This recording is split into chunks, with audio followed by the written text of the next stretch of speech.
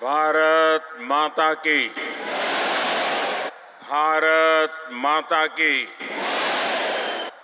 धरती आबा भगवान बिरसा मुंडा की, धरती आबा भगवान बिरसा मुंडा की। झारखंड के राज्यपाल सीपी राधाकृष्णन जी, मुख्यमंत्री श्रीमान हेमंत सोरेन जी, केंद्र सरकार के मेरे सहयोगी मंत्री अर्जुन मुंडा जी, अन्नपूर्णा देवी जी, हम सबके वरिष्ठ मार्गदर्शक श्रीमान करिया मुंडा जी, मेरे परम मित्र बाबूलाल मरांडी जी, अन्य महानुभाव और झारखंड के मेरे प्रिय परिवारजन, आप सभी को जोहार। आज का दिन सौभाग्य से भरा हुआ है। मैं कुछ देर पहले ही भगवान बिरसा मुंडा की जन्मस्थली उलीहातू से लौटा हूं। उनके परिजनों से भी बड़ी सुखद मुलाकात हुई है और उस पवित्र माटी को माथे पर चढ़ाने का एक परम सौभाग्य मुझे मिला है।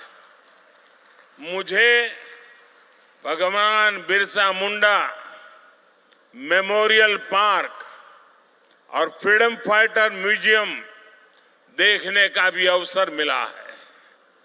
2 साल पहले आज के ही दिन मुझे ये म्यूजियम देश को समर्पित करने का सौभाग्य मिला था। मैं सभी देशवासियों को जनजातीय गौरव दिवस की बहुत बहुत बधाई देता हूं, अपनी शुभकामनाएं देता हूं और देश के सैकड़ों स्थानों पर देश के सभी वरिष्ठ जन आज झारखंड का स्थापना दिवस भी मना रहे हैं। अटल जी के प्रयास से ही इस राज्य का गठन हुआ था। देश को, विशेषकर झारखंड को अभी 50,000 करोड़ रुपए की अलग अलग योजनाओं का उपहार मिला है। आज झारखंड में रेलवे इंफ्रास्ट्रक्चर और कनेक्टिविटी के विस्तार के तहत कई रेल परियोजनाओं को शुरू किया गया है। आपको ये जानकर खुशी होगी कि झारखंड भी देश के 100% इलेक्ट्रिफाइड रेल रूट वाला राज्य बन गया है। इन परियोजनाओं के लिए मैं आप सभी मेरे झारखंड वासियों को बहुत सारी बधाई देता हूं। मेरे परिवारजनों, जनजातीय गौरव और संघर्ष के प्रतीक भगवान बिरसा मुंडा की गाथा हर देशवासी को प्रेरणा से भर देती है। झारखंड का कोना कोना ऐसे ही महान विभूतियों को उनके हौसलों और अनथक प्रयासों से जुड़ा है। तिलका मांझी, सिद्धू कान्हू, चांद भैरव, फूलो जानो, नीलांबर, पीतांबर, जत्रा ताना भगत और अल्बर्ट एक्का जैसे अनेक वीरों ने इस धरती का गौरव बढ़ाया है। अगर हम आजादी के आंदोलन को देखें तो देश का ऐसा कोई कोना नहीं था जहां आदिवासी योद्धाओं ने मोर्चा नहीं लिया हो। मानगढ़ धाम में गोविंद गुरु के योगदान को कौन भूल सकता है। मध्य प्रदेश के तंत्या भील, भीमा नायक, छत्तीसगढ़ के शहीद वीर नारायण सिंह, वीर गुंडाधुर, मणिपुर की रानी गाइडिन्ल्यो, तेलंगाना के वीर रामजी गोंड, आदिवासियों को प्रेरित करने वाले आंध्र प्रदेश के अल्लूरी सीताराम राजू, गौंड प्रदेश की रानी दुर्गावती, ये वो विभूतियां हैं जिनका देश आज भी ऋणी है। ये देश का दुर्भाग्य है कि आजादी के बाद ऐसे वीरों के साथ न्याय नहीं हुआ। मुझे संतोष है कि आजादी के 75 वर्ष होने पर अमृत महोत्सव के दौरान हमने ऐसे वीर वीरांगनाओं को याद किया, उनकी स्मृतियों को अगली पीढ़ी तक पहुंचाया। साथियों, झारखंड आना मुझे पुरानी स्मृतियों को ताजा करने का अवसर भी देता है। गरीबों की सबसे बड़ी ताकत आयुष्मान भारत योजना की शुरुआत झारखंड से ही हुई थी। कुछ ही साल पहले खूंटी में मैंने सोलर पावर से चलने वाले जिला न्यायालय का उद्घाटन किया था। अब आज झारखंड की इस पावन भूमि से एक नहीं बल्कि दो ऐतिहासिक अभियानों की शुरुआत होने जा रही है। विकसित भारत संकल्प यात्रा सैचुरेशन के सरकार के लक्ष्यों को प्राप्त करने का सशक्त माध्यम बनेगी। पीएम जनजाति आदिवासी न्याय महाअभियान विलुप्त होने की कगार पर खड़ी जनजातियां, जिसे हम अब तक प्रिमिटिव ट्राइब के रूप में जानते हैं, उनकी रक्षा करेगा, उन्हें सशक्त करेगा। ये दोनों ही अभियान अमृत काल में भारत की विकास यात्रा को नई ऊर्जा देंगे। मेरे परिवारजनों, मुझे सरकार के मुखिया के तौर पर, हेड ऑफ द गवर्नमेंट के तौर पर अब 2 दशक से भी ज्यादा समय बीत गया है। देशवासियों की आकांक्षाओं को जानने का, समझने का मुझे बहुत करीबी से मौका मिला है। अपने उन अनुभवों के आधार पर मैं आज एक अमृत मंत्र आपके सामने रख रहा हूं और भगवान बिरसा मुंडा की धरती से रख रहा हूं। अगले 25 वर्षों के अमृत काल में अगर हमें विकसित भारत की भव्य और दिव्य इमारत का निर्माण करना है तो हमें उसके 4 अमृत स्तंभों को और मजबूत करना होगा, निरंतर मजबूत करना होगा। हमारी सरकार ने जितना 10 साल में किया, अब उससे भी ज्यादा ऊर्जा के साथ हमें इन 4 अमृत स्तंभों पर अपनी पूरी ताकत लगानी है। और विकसित भारत के 4 अमृत स्तंभ मैं आपको बताना चाहता हूं। ये 4 अमृत स्तंभ है क्या? पहला अमृत स्तंभ भारत की हमारी महिलाएं, हमारी माताएं बहनें, हमारी नारी शक्ति। दूसरा अमृत स्तंभ है हमारे भारत के किसान भाई बहन और किसानी से जुड़े हुए जो कारोबार है, चाहे पशुपालक हो, चाहे मछली पालक हो, ये सारे हमारे अन्नदाता। तीसरा अमृत स्तंभ भारत के नौजवान, हमारे देश की युवा शक्ति, जो आने वाले 25 साल में देश को नई ऊंचाई पर पहुंचाने वाली सबसे बड़ी शक्ति है। और चौथा अमृत स्तंभ भारत का मध्यम वर्ग,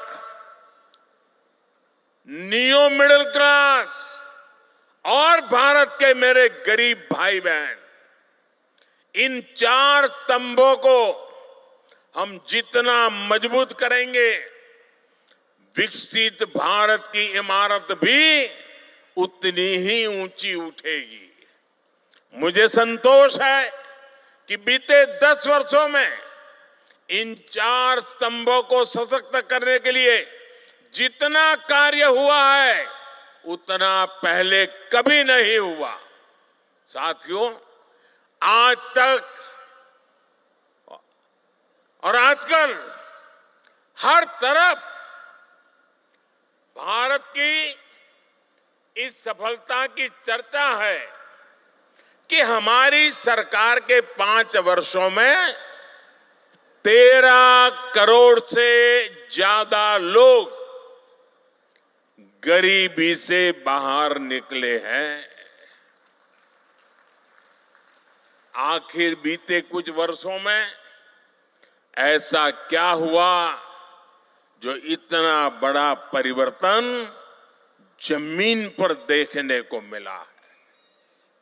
2014 में जब हमें आप सबने दिल्ली की गादी पर बिठाया, सरकार चलाने का दायित्व दिया, उस दिन से हमारा सेवा काल शुरू हुआ है।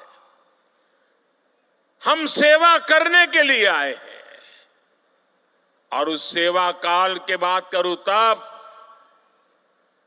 उस समय हमारे आने से पहले भारत की एक बहुत बड़ी आबादी मूलभूत सुविधाओं से वंचित थी।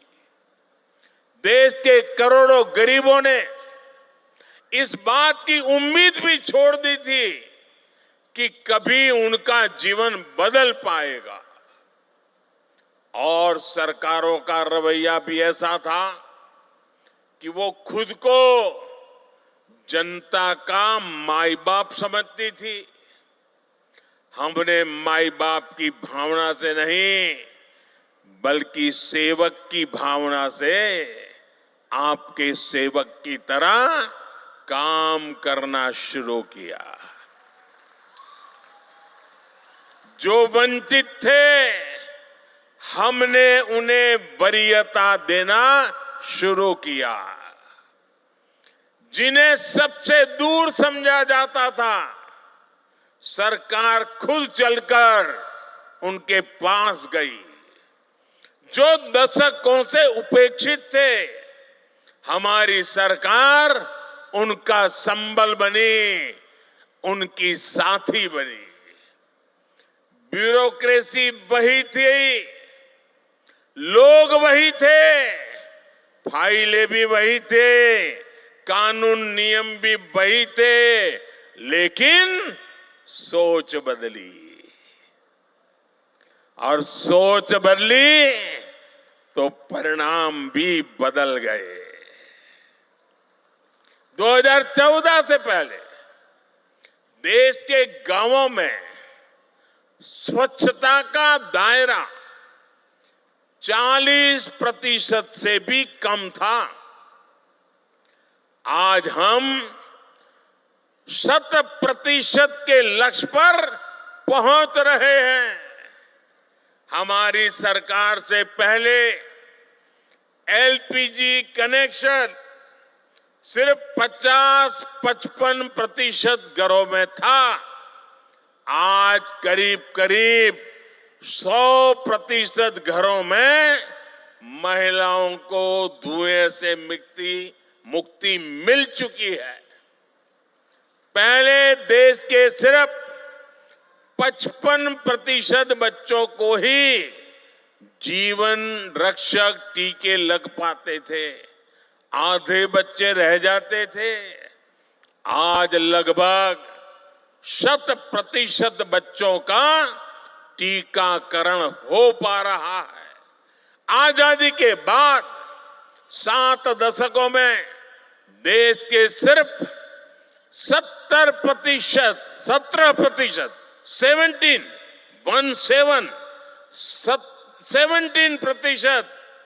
ग्रामीण परिवारों तक नल से जल की सुविधा थी। 20% भी नहीं। जल जीवन मिशन की वजह से आज ये भी 70% तक पहुंच रहा है। और साथियों, हम आप जानते हैं कि समाज में जिनको उस समय मिला था वो कौन थे? ये शुरुआती मलाई मिली वो लोग कौन थे? ये सारे रसूखदार लोग हुआ करते थे। जो संपन्न लोग होते थे, जिनकी सरकार में पहुंच होती थी, पहचान होती थी, वो सुविधाएं और व्यवस्थाएं आसानी से जुटाते थे और सरकार का भी मन दिमाग ऐसा था, उन्हीं को ज्यादा देते थे। लेकिन जो लोग समाज में पीछे रहे थे, जो मूल सुविधाओं से वंचित थे, उन पर ध्यान देने वाला भी कोई नहीं था। वो असुविधाओं के बीच अपना जीवन काट रहे थे। मोदी ने समाज के ऐसे वंचितों को अपनी प्राथमिकता बनाया, क्योंकि वो लोग हैं जिनके बीच में जिया हूं। मैंने कभी ऐसे परिवारों की रोटी खाई है। मैंने कभी समाज के आखिरी व्यक्ति का नमक खाया है। मैं आज भगवान बिरसा मुंडा की इस धरती पर वो कर्ज चुकाने आया हूं।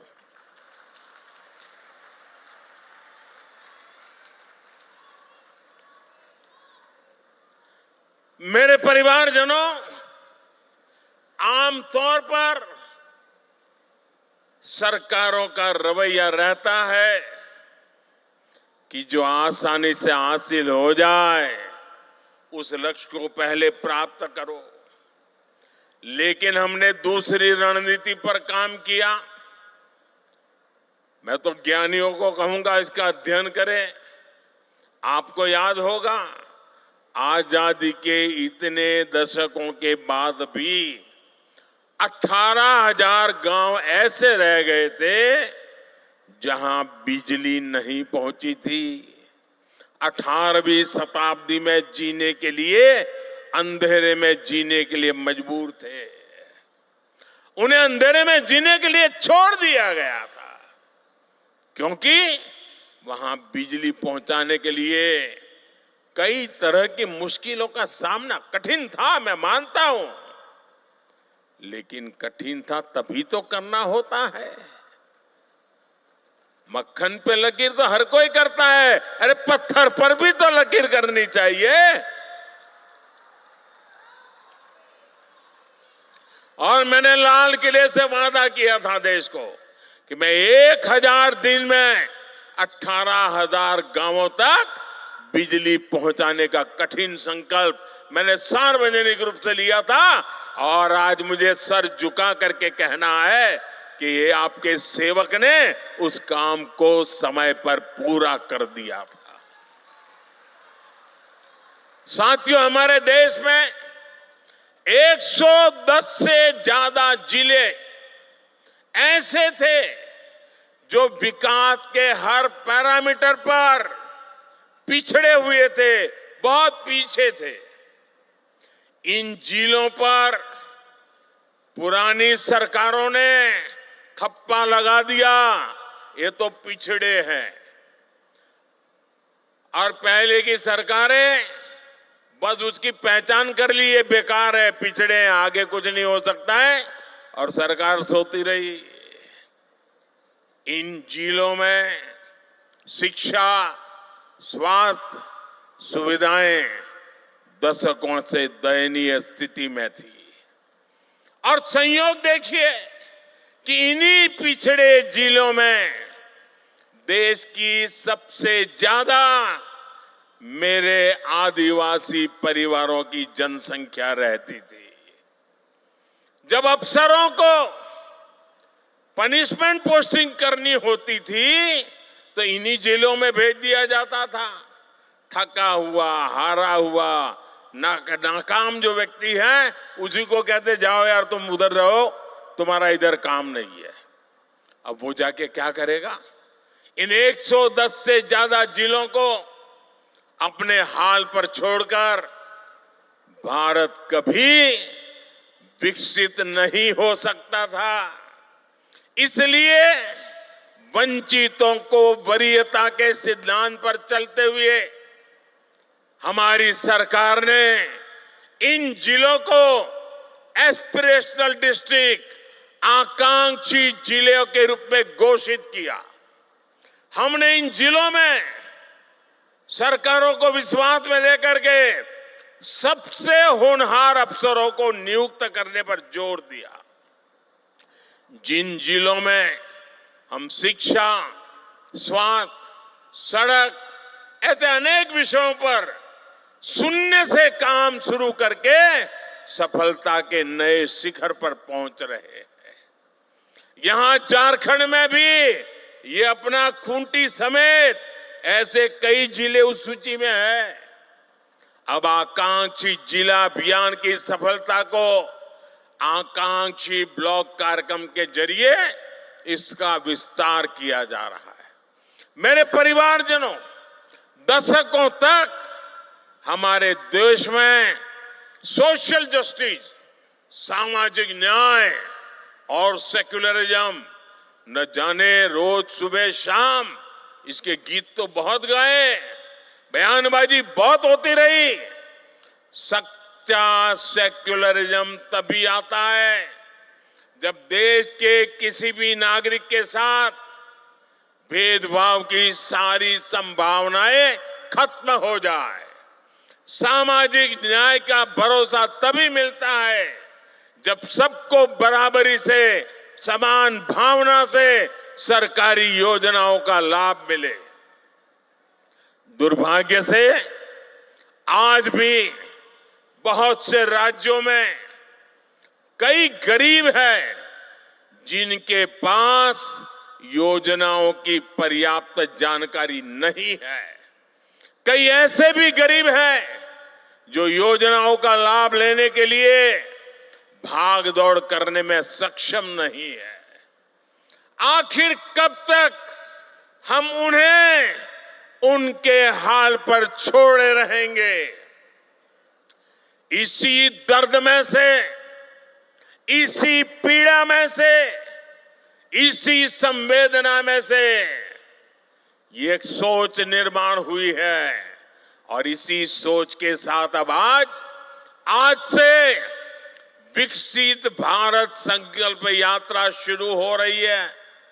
ये यात्रा आज 15 नवंबर भगवान बिरसा मुंडा की जन्म जयंती 15 नवंबर से शुरू करके अगले साल 26 जनवरी को तक उसको चलाया जाएगा।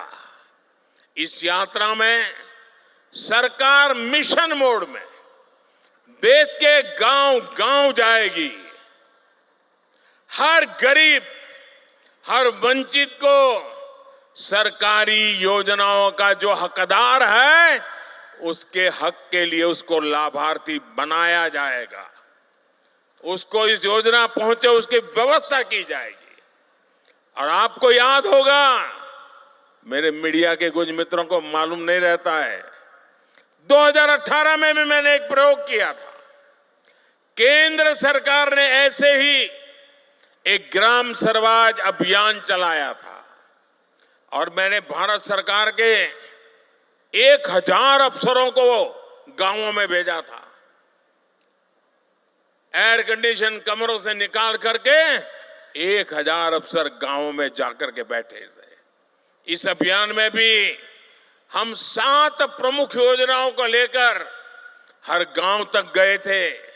मुझे विश्वास है कि ग्राम स्वराज अभियान की तरह ही हमें विकसित भारत संकल्प यात्रा में भी हर गांव जाकर के ऐसे हर हकदार को मिलकर के इस योजना को सफल करने का प्रण लेकर के निकलना है।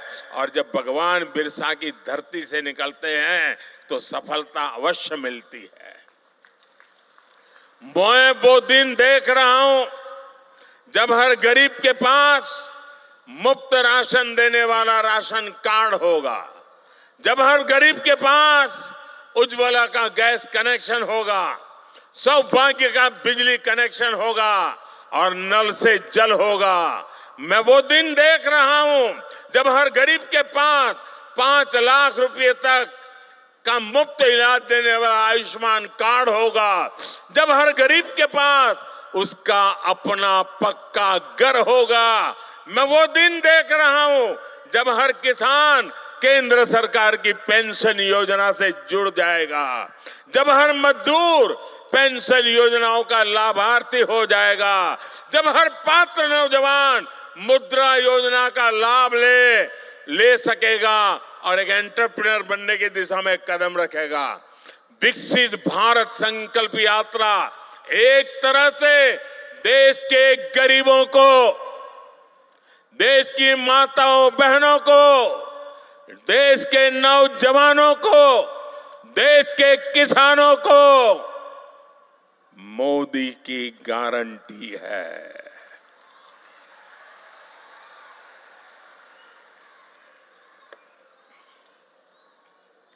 और जब मोदी की गारंटी होती है ना, तो आप जानते हैं वो गारंटी क्या होती है?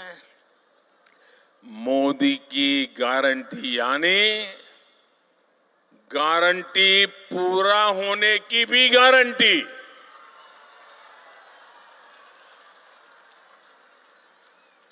मेरे परिवारजनों, विकसित भारत के संकल्प का एक प्रमुख आधार है पीएम जनमन, यानी पीएम जनजाति आदिवासी न्याय महाअभियान। सामाजिक न्याय जनरल बातें हुई, मोदी हिम्मत करके निकला है आदिवासी न्याय अभियान को लेकर के। आजादी के बाद कई दशकों तक आदिवासी समाज को लगातार नजरअंदाज किया गया। मैं अटल जी की सरकार थी जिसने आदिवासी समाज के लिए अलग मंत्रालय बनाया, अलग से बजट बनाया। हमारी सरकार के दौरान अब आदिवासी कल्याण का बजट पहले के मुकाबले 6 गुना तक बढ़ चुका है। पीएम जनमन योजना का नाम रखा है पीएम जनमन। पीएम जनमन यानी पीएम जनजाति आदिवासी न्याय महाअभियान। इसके तहत अब हमारी सरकार उन आदिवासी भाई बहनों तक पहुंचेगी जिन तक अभी नहीं पहुंचा गया। ये वो जनजातीय समूह है, हमने कह तो दिया वो प्रिमिटिव ट्राइब्स है, जिनमें से ज्यादातर अब भी जंगलों में रहने के लिए मजबूर है। उन्होंने रेल की देखने की बात छोड़ो, आवाज भी नहीं सुनी है। देश के 22,000 से ज्यादा गांवों में रह रहे ऐसे 75 जनजातियां, वो 75 जनजातीय समुदाय की प्रिमिटिव ट्राइब्स की पहचान हमारी सरकार ने की है। जैसे पिछड़ों में भी अति पिछड़े होते हैं, वैसे ही ये आदिवासियों में भी सबसे पीछे रह गए आदिवासी है। देश में इनकी संख्या लाखों में है। इन सबसे पिछड़े आदिवासियों को मूल सुविधाएं भी नहीं मिली हैं। आजादी के 75 साल के बाद भी नहीं मिली है। इस आदिवासी समाज के लोगों को कभी पक्का मकान नहीं मिला। इनकी कई कई पीढ़ियां में बच्चों ने स्कूल तक देखा नहीं है। इस समाज के लोगों के कौशल विकास पर ध्यान नहीं दिया गया। इसलिए अब इन जनजातियों तक भारत सरकार विशेष अभियान चलाकर पहुंचने वाली है। पहले की सरकारों ने आंकड़ों को जोड़ने का काम कर लिया। जो नजदीक हैं, जो ऊपर पहुंच चुके हैं, उन्हीं से काम करवा लेना। लेकिन मुझे सिर्फ आंकड़ों को जोड़ करके नहीं बैठना है, मुझे तो जीवन को जोड़ना है, जिंदगियों को जोड़ना है। हर जिंदगी में जान भरनी है, हर जिंदगी में नया जज्बा भरना है। इसी लक्ष्य के साथ आज पीएम जनजाति आदिवासी न्याय महाअभियान यानी पीएम जनमन, हम जनगण मन तो गाते हैं, आज मैं पीएम जनमन के साथ इस महाअभियान की शुरुआत हो रही है। इस महाअभियान पर भारत सरकार 24,000 करोड़ रुपए खर्च करने जा रही है।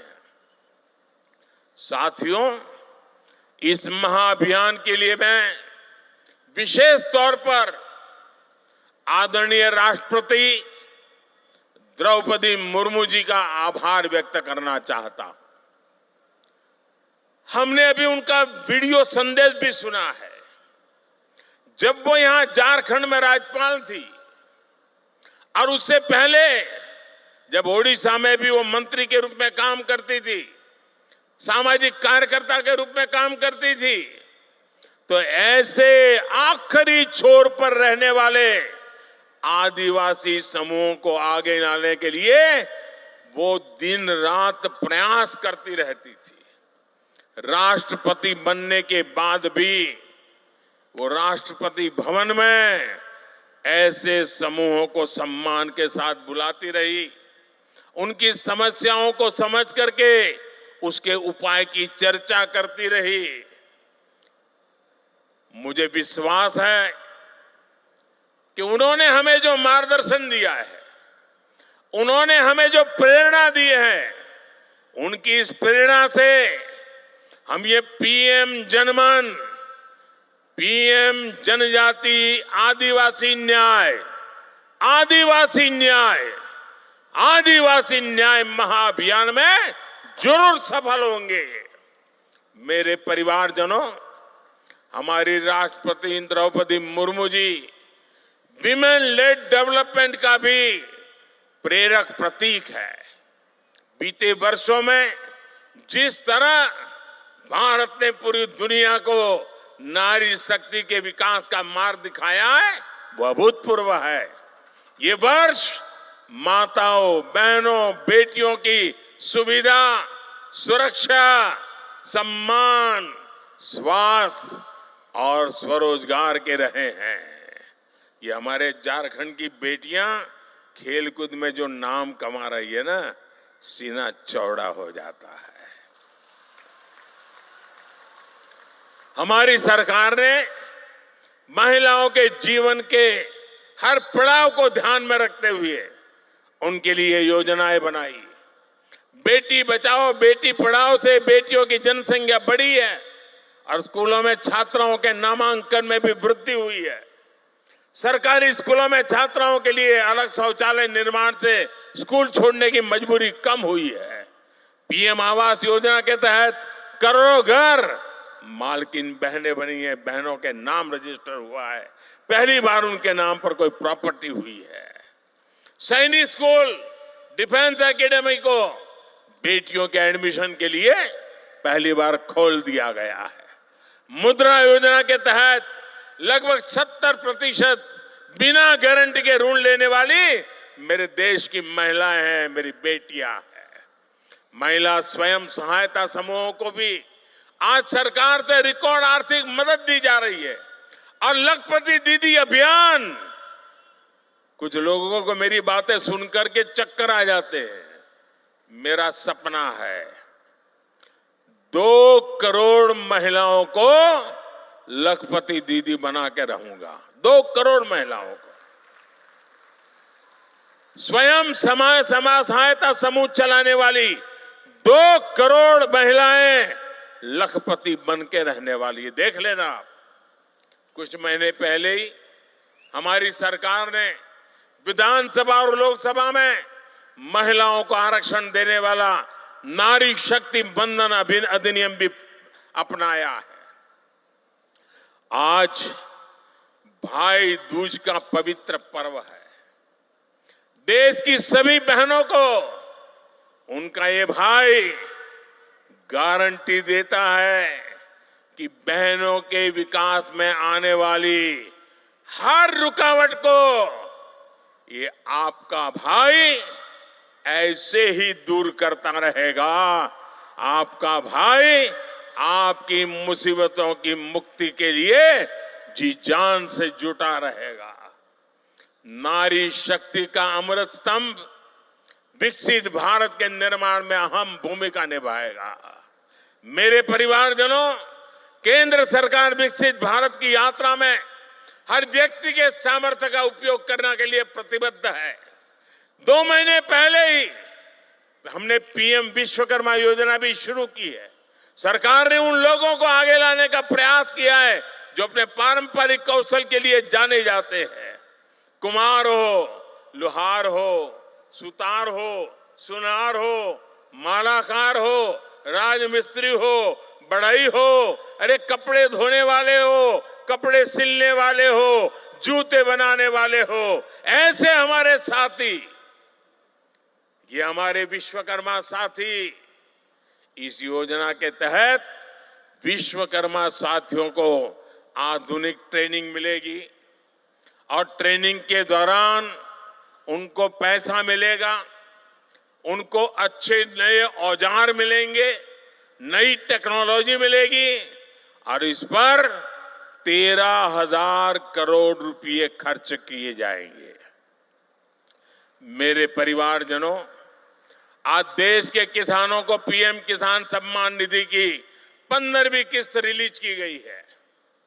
अब देश के करोड़ों किसानों के खातों में भेजी गई कुल रकम 2,75,000 करोड़ रुपए को पार कर गई है।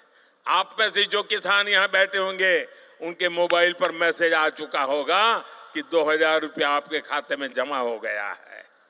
कोई कटकी कंपनी नहीं, कोई बिचौलिया नहीं, डायरेक्ट मोदी का सीधा नाता रहता है आपके साथ। ये वही किसान है जिनकी पहले कोई पूछ नहीं होती थी। अब इन किसानों की जरूरतों का ध्यान सरकार रख रही है। ये हमारी सरकार है जिसने पशुपालकों और मछली पालकों को किसान क्रेडिट कार्ड की सुविधा से जोड़ा है। पशुधन के मुफ्त टीकाकरण की हमारी सरकार ने 15,000 करोड़ रुपए खर्च किए। कोरोना के बाद आपको मुफ्त टीका लगा, हजारों करोड़ खर्च किए गए, आपके हर परिवारजन को बचाने की कोशिश की गई। इतना ही नहीं, अब 15,000 करोड़ रुपया खर्च करके मुफ्त में पशु का टीकाकरण भी हो रहा है। आप भी इसका फायदा उठाइए। मछली पालन को बढ़ावा देने के लिए अभी मैं यहाँ एक प्रदर्शनी लगी है। 1-1, 1.5 लाख रुपए वो मछली और उसमें से मोती बनाने का काम कर रहे हैं। मत्स्य संपदा योजना के तहत आर्थिक मदद दी जा रही है। आज देश में 10,000 नए किसान उत्पाद संघ एफपीओ बन रहे हैं। इससे किसानों की लागत कम हुई है और बाजार तक पहुंच आसान हुई है। हमारी सरकार के प्रयासों से इस वर्ष इंटरनेशनल मिलेट ईयर मनाया जा रहा है। मोटे अनाज को श्री अन्न की पहचान देकर विदेश के बाजारों तक पहुंचाने के लिए पूरी तैयारी हो रही है। इसका भी लाभ हमारे आदिवासी भाई बहनों को होगा। साथियों, सरकार के इन चौतरफा प्रयासों से झारखंड जैसे राज्यों में नक्सली हिंसा में भी कमी आई है। 1-2 साल में झारखंड की स्थापना के 25 साल पूरे होने जा रहे हैं। ये झारखंड के लिए बहुत ही प्रेरणादायी समय है। इस माइलस्टोन पर झारखंड में 25 योजनाओं के सैचुरेशन का लक्ष्य लेकर काम शुरू किया जा सकता है। मैं झारखंड सरकार से भी आग्रह करूंगा, मैं झारखंड के सभी नेताओं से आग्रह करूंगा कि 25 साल का लक्ष्य तय करके एक बहुत बड़ा अभियान चलाया जाए। इससे राज्य के विकास को नई गति मिलेगी और यहाँ के लोगों का जीवन भी और आसान बनेगा। हमारी सरकार शिक्षा के विस्तार और युवाओं के अवसर देने के लिए प्रतिबद्ध है। देश में आज आधुनिक राष्ट्रीय शिक्षा नीति बनी है। अब विद्यार्थियों को मातृभाषा में मेडिकल और इंजीनियरिंग की पढ़ाई का विकल्प मिल रहा है। बीते 9 वर्षों में पूरे देश में 300 से अधिक यूनिवर्सिटीज बनी है, 5,500 से अधिक नए कॉलेज बने हैं। डिजिटल निधि अभियान ने युवाओं को नए अवसर दिए हैं।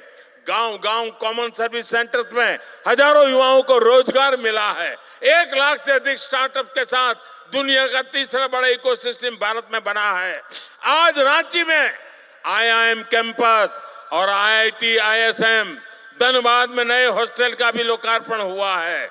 साथियों, अमृत काल में 4 अमृत स्तंभ, हमारी नारी शक्ति, हमारी युवा शक्ति, हमारी कृषि शक्ति और हमारे गरीब और मध्यम वर्ग की सामर्थ्य शक्ति भारत को निश्चित ही नई ऊंचाई पर ले जाएंगे, विकसित भारत बनाएंगे।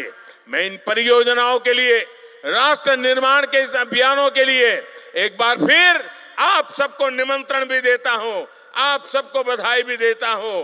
मेरे साथ मैं कहूंगा, भगवान बिरसा मुंडा, आप कहिए, अमर रहे, अमर रहे। भगवान बिरसा मुंडा अमर रहे, अमर रहे। भगवान बिरसा मुंडा। दोनों हाथ ऊपर करके पूरी ताकत से बोलिए, भगवान बिरसा मुंडा, भगवान बिरसा मुंडा, भगवान बिरसा मुंडा, भगवान बिरसा मुंडा। आपका सबका बहुत बहुत धन्यवाद।